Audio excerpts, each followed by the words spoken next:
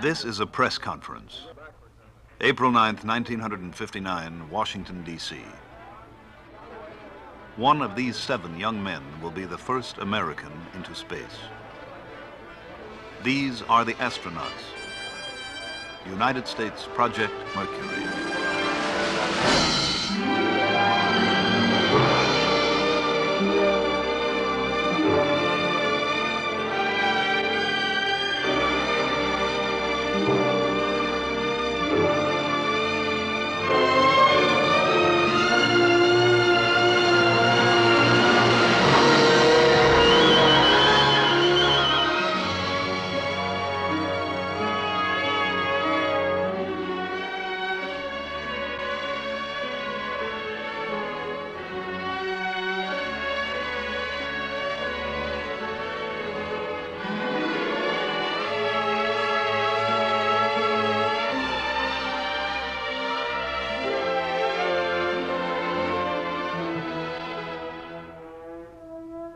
A substantial part of the imagination, energy, and genius of the United States is being devoted to the scientific exploration of our universe. The launching pads and gantries of the Atlantic Missile Range mount many of our experiments into the very nature of creation.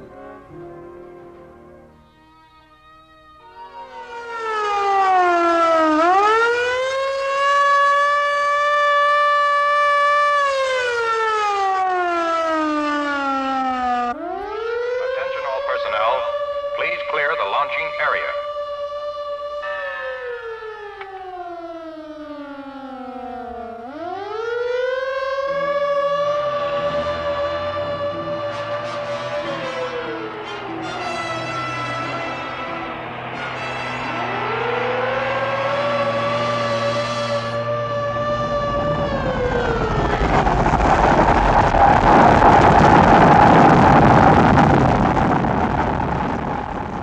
This launch carried an Earth satellite into orbit. Soon, before the Earth turns many hundred times, a man will climb into a capsule at the Atlantic Missile Range and be hurled headlong into space.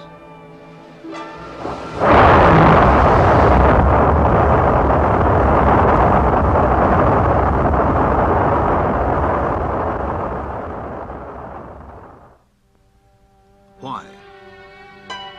Why must man go into space? Why must he attempt this new and forbidding environment? Space with its belts of radiation, meteorites, solar winds, unknown cosmic forces. To explore his world, man has always risked the unknown. Because it is unknown, and man's nature is to know. Project Mercury is a beginning for man in space.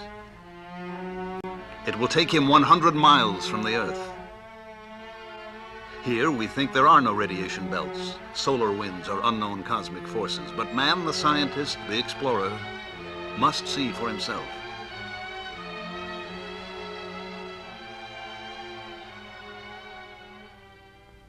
Each component of Project Mercury will be held up and measured in the unbending light of scientific truth.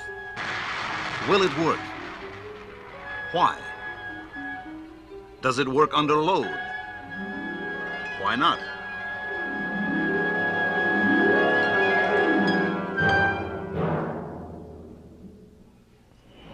The problem of selecting pilots to represent the United States in space was approached from the same uncompromising direction. From all of the active duty pilots in the Navy, Marines, and Air Force, the service records of 473 test pilots were selected for review. 110 met the basic qualifications.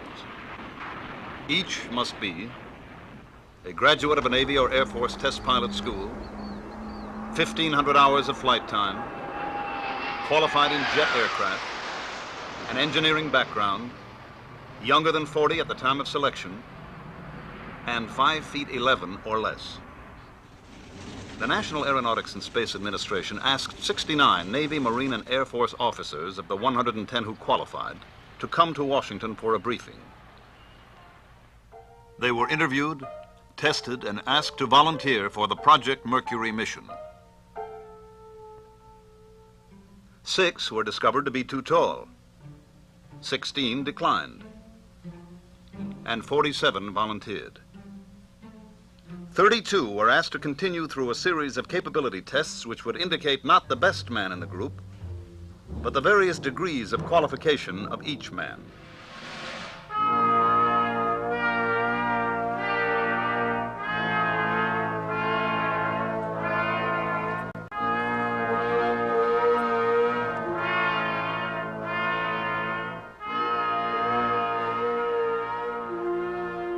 "32 candidates reported to the Lovelace Clinic in Albuquerque, New Mexico for an exhaustive series of physical examinations.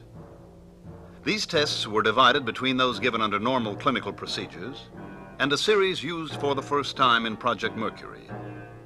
A series of dynamic tests designed to measure the candidates' abilities during physical stress.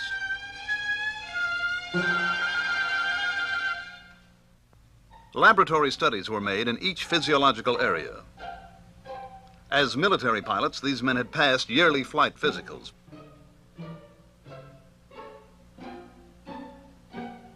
But here at the Lovelace Clinic, each measurable reaction of body chemistry, each physical function was measured, probed, diagnosed. What is the specific gravity of his body? What is his blood volume, water volume? What is his total body radiation count?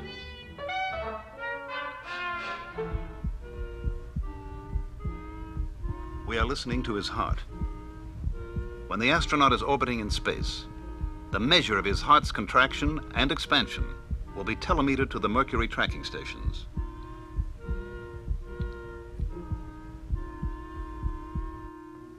After a week of examinations, the candidates were sent on to the Wright Air Development Center in Dayton for stress evaluation and psychological tests.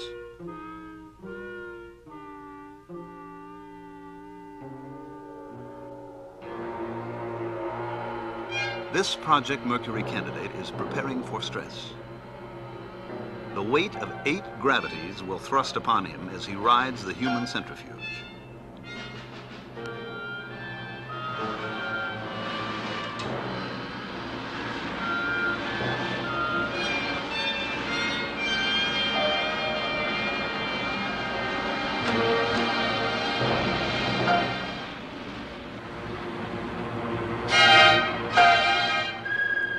His reactions are studied.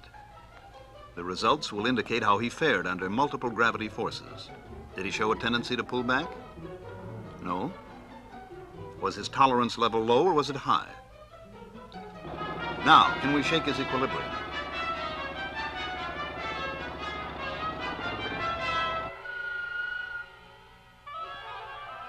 How does this affect his pulse and blood pressure? And what about his mental balance, his imagination, his personality, motivation?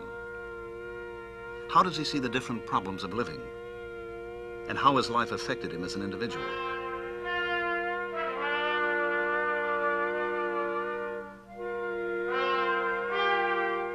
Test his memory, comprehension, perception, visualization. Ask him to describe himself in 100 different ways with a battery of tests. Now, take him up to 65,000 feet for 1 hour in a pressure chamber.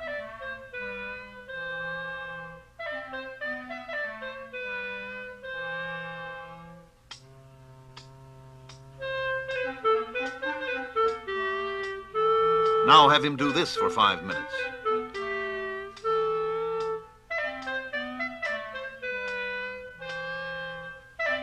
Then ask him to take a walk.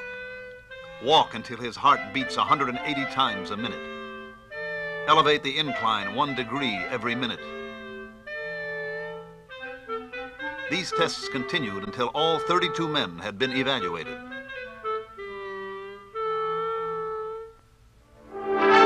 Seven men emerged from this competitive purgatory as the Project Mercury astronauts. At McDonnell Aircraft, they saw a model of the space capsule they would ride into orbit. They sat in the cockpit for the first time. This is the beginning for each of them.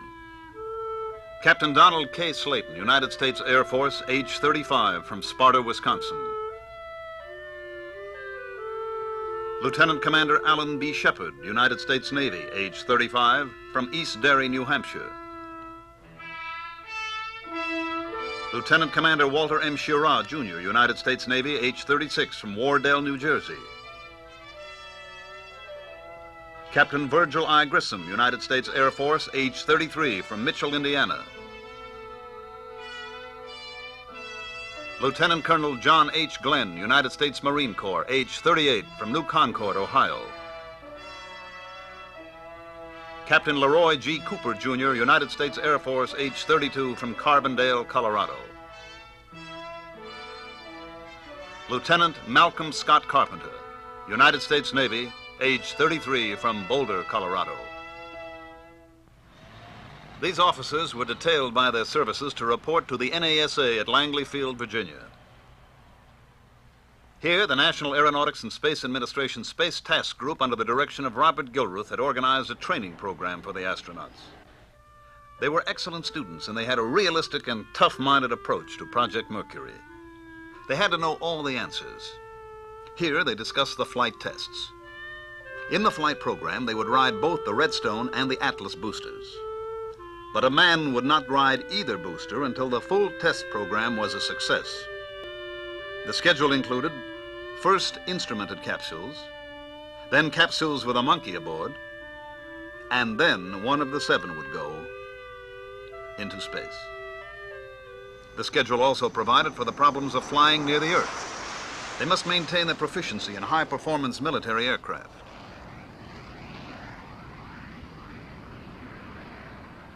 Out of this training together, a strong esprit de corps developed. They all felt that this must be a team effort involving all of Project Mercury. Recognition would undoubtedly go to the man who makes the first flight. But the second, third, or fourth flights may produce far more scientific information than the first flight.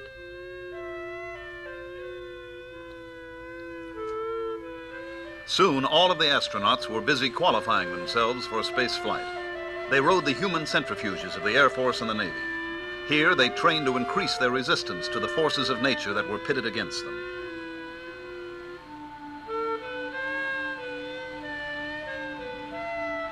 But each new experience, each small physical or mental victory was backed up by hours of classroom work. The time had come to select the pressurized flight suit they would wear. All of the suits tested were air-conditioned, had an attachable helmet, and would protect the pilot from heat and from the deafening 155 decibel noise of the blastoff. The problem was to select a suit which had complete pressure integrity, which was resistant to temperature and was not too bulky, a suit which allowed comparative freedom of movement, yet a suit which was completely reliable. This modified U.S. Navy Mark IV suit worn by Shepard was selected for further testing. To get the feel of space flight controls, this trainer at NASA's Lewis Research Center in Cleveland demonstrates the possible motions of a capsule in space.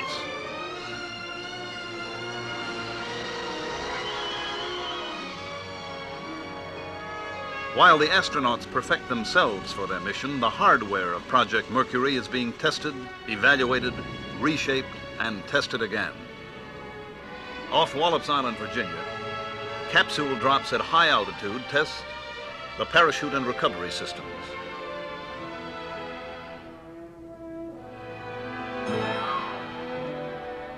At 10,000 feet, the parachute will open.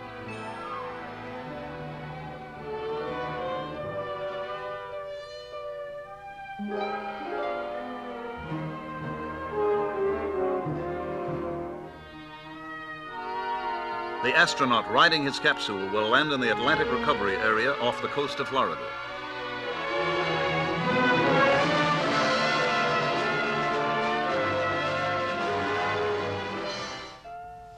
The astronaut must learn to tolerate the heating he encounters during his fall back into the atmosphere. These quartz tube lamps produce great heat.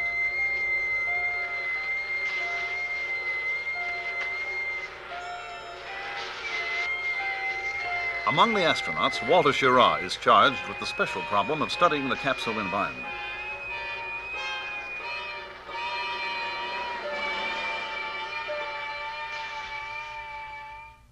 But there are some moments of rest for the astronauts. Here, they sit in a projection room and watch the films taken of their visit to the Atlantic Missile Range, Cape Canaveral. On trips like this, each man gathers information concerning his particular assigned area of individual study. He is then responsible to the rest of the group for this information.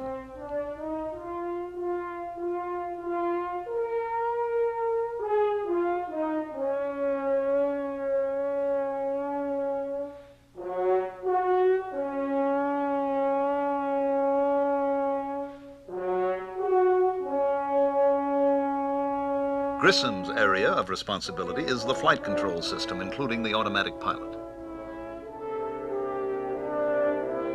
Cooper's area concerns the ballistic flights with the Redstone missile.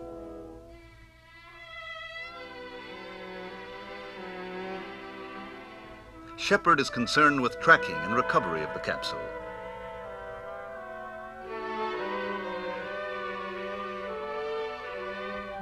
Glenn has the cockpit area. Carpenter, communication and navigation.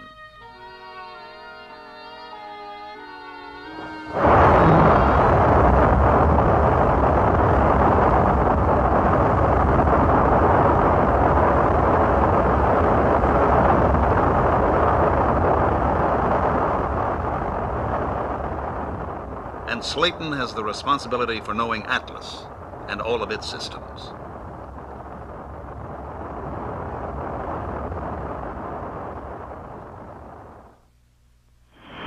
The possibility that trouble may develop with the Atlas or the Redstone during the countdown or during the takeoff is looked squarely in the eye by the astronauts and the engineers behind Project Mercury. This booster was not a Mercury vehicle, but imagine the worst possible situation for the astronaut, that his capsule is now mounted on top of this Atlas. The escape rocket takes the capsule away from the booster.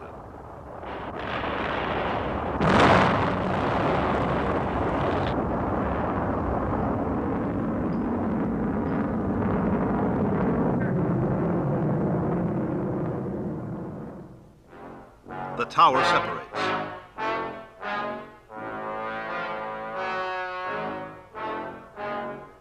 The parachute opens, and the capsule lands in the sea.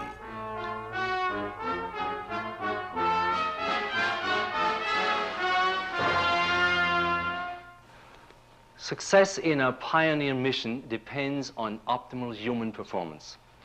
And performance... This is the voice of Dr. Theodore Benzinger at the Naval Medical Center, Bethesda, Maryland. The astronauts each take their afternoon of sweating it out in this gradient heat calorimeter. In a temperature as hot as it is in here now for him and will later be for you, 114 degrees Fahrenheit, your internal body temperature is protected by a physiological mechanism of very high power and precision. In the submarine carbon dioxide chamber at Bethesda, the astronauts learn that space medicine and submarine medicine have common problems. Under emergency conditions, there is a danger of the presence of unusual amounts of carbon dioxide in the space capsule or submarine hull.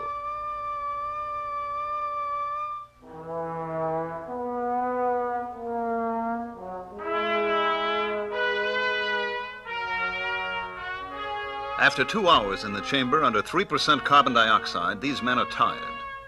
But they were convinced that they could function for quite a long time, at least long enough to make a complete orbit of the Earth and then to make an emergency re-entry and landing.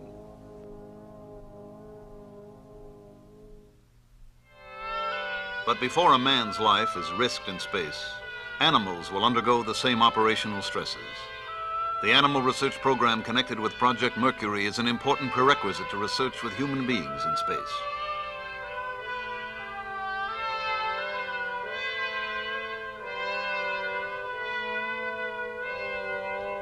The NASA research which created the individually molded couch was another step toward minimizing the hazard of injury during the Mercury mission.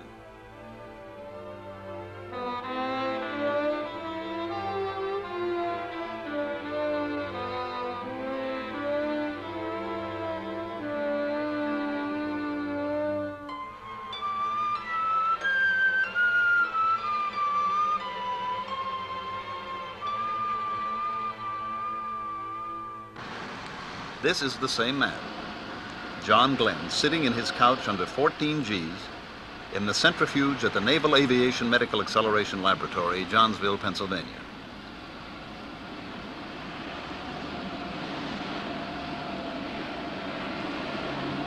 And this is Gus Grissom. The astronauts consider this experience as probably the most important phase of their space flight environmental training.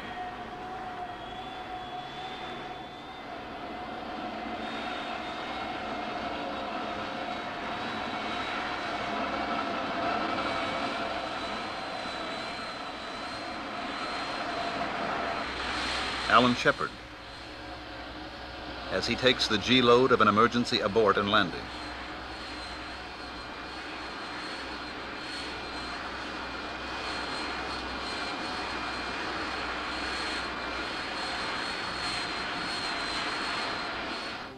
To be able to take this physical beating, these men must be conditioned like athletes. And the astronauts find that the physical discipline of underwater swimming is oddly effective in training toward a space mission.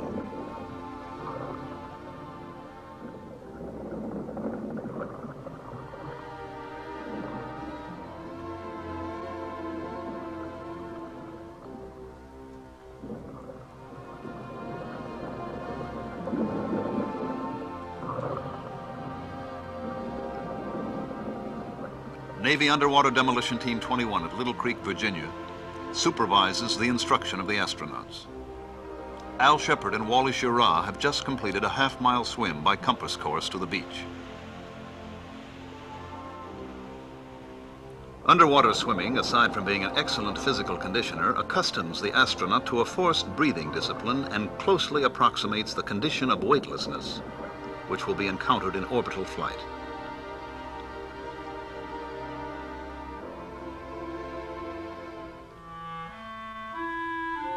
Now, imagine, if you will, that you are watching the first Project Mercury launching at the Atlantic Missile Range, Cape Canaveral. At launch time, the manned capsule with its escape system is thrust into the sky by the 2 booster engines and 1 sustainer engine of the Atlas.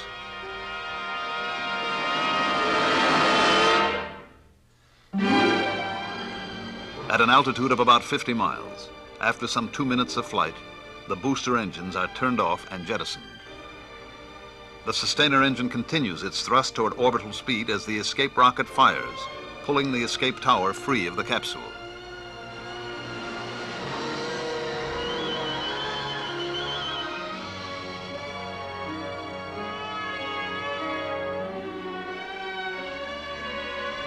Orbital speed will be achieved at about 100 miles altitude. Once in orbit, explosive bolts release the capsule. Separation rockets on the capsule fire, pushing the capsule away from the Atlas.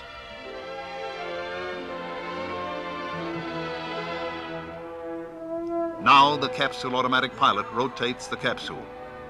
If the automatic pilot fails to respond or becomes erratic, the pilot has controls to maneuver the capsule into proper orbital attitude.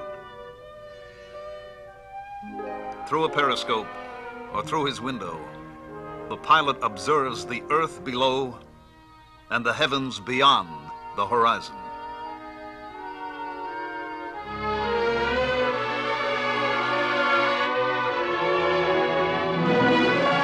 Near the end of the 3rd orbit, when the capsule is several hundred miles west off the coast of California, the signal for re-entry is given. Retro rockets fire, causing the capsule to leave its orbital path. Now man and capsule fall, and meteor-like plunge toward the Earth. Plunging through the atmosphere, the heat shield glows white hot. The blunt end must be pointed in the line of fall.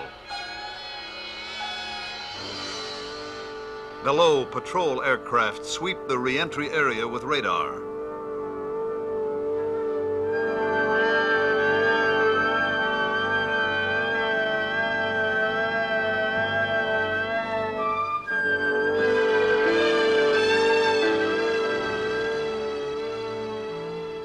At 10,000 feet, the main parachute extends and a SOFAR bomb is released.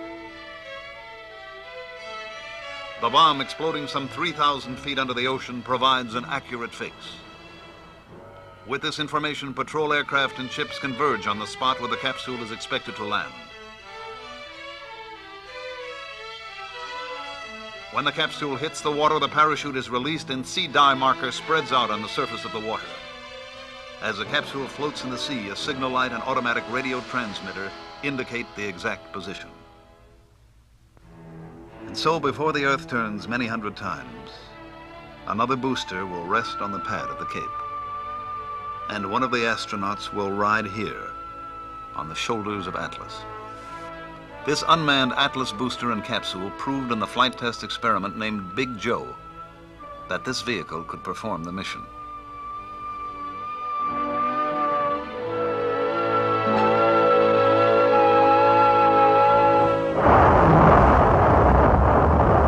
The capsule, without escape tower, rocketed to 100 miles and was thrust downward to re-enter the Earth's atmosphere at a speed just below the predicted re-entry speed.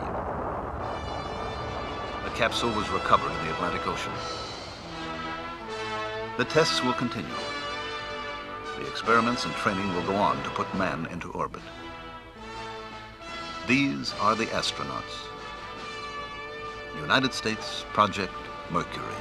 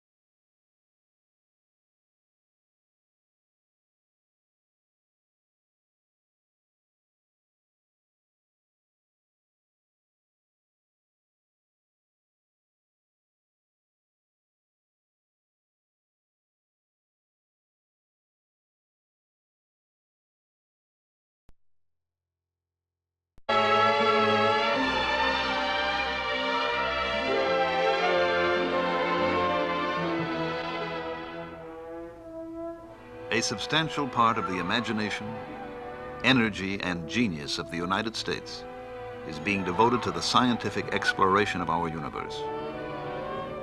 The launching pads and gantries of the Atlantic Missile Range mount many of our experiments into the very nature of creation.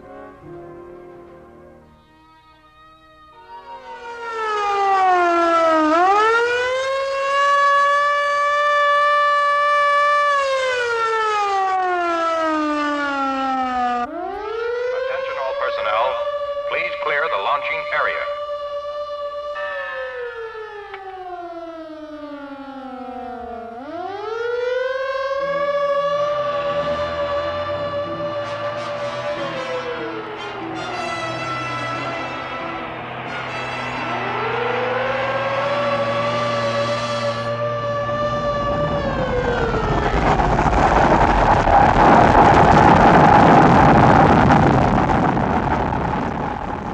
This launch carried an Earth satellite into orbit.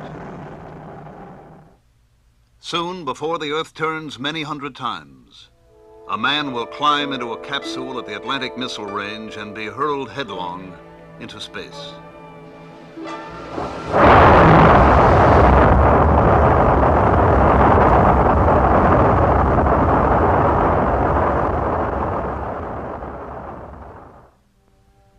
Why? Why must man go into space? Why must he attempt this new and forbidding environment? Space, with its belts of radiation, meteorites, solar winds, unknown cosmic forces. To explore his world, man has always risked the unknown. This is a press conference. April 9th, 1959, Washington, D.C. One of these 7 young men will be the first American into space. These are the astronauts. United States Project Mercury.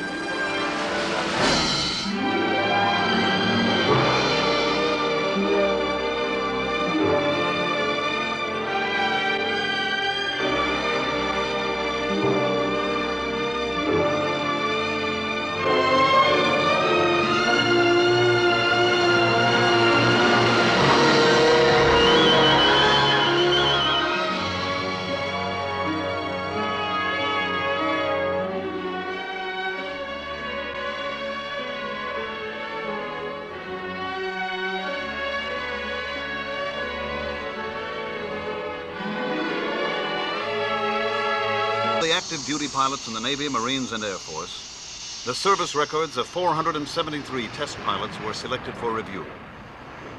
110 met the basic qualifications. Each must be a graduate of a Navy or Air Force test pilot school, 1,500 hours of flight time, qualified in jet aircraft, an engineering background, younger than 40 at the time of selection, and 5 feet 11 or less. The National Aeronautics and Space Administration asked 69 Navy, Marine, and Air Force officers of the 110 who qualified to come to Washington for a briefing. They were interviewed, tested, and asked to volunteer for the Project Mercury mission.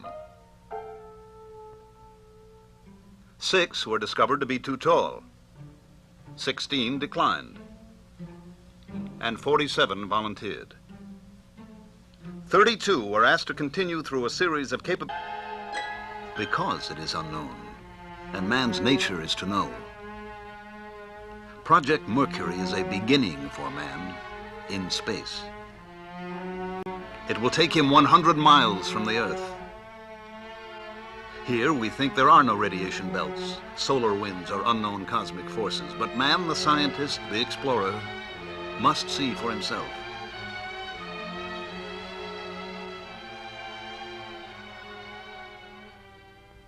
Each component of Project Mercury will be held up and measured in the unbending light of scientific truth. Will it work? Why? Does it work under load?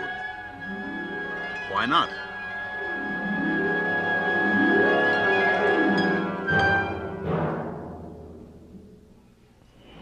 The problem of selecting pilots to represent the United States in space was approached from the same uncompromising direction. From all of